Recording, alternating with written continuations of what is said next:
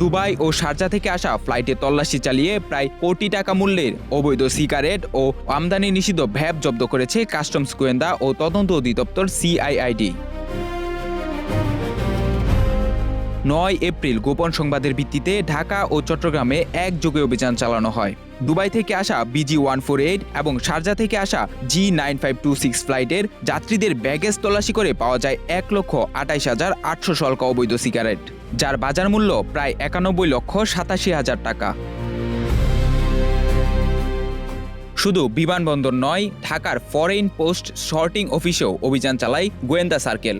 সেখানে ২০টি কার্টন তল্লাশি করে পাওয়া যায় ৫,৫৫০ পিস আমদানি নিষিদ্ধ ভ্যাপ, যার আনুমানিক বাজার মূল্য প্রায় ৭২,১৫,০০০ টাকা।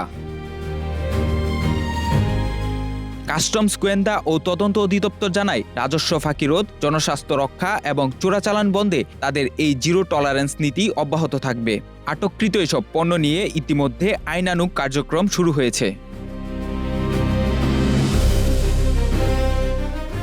অবৈধ পথে পণ্য আমদানি রোধে কাস্টমের এমন তৎপরতা কি চোরাচালান কমাতে পারবে? ফারাদি মাহিন, নাগরিক প্রতিদিন, ঢাকা।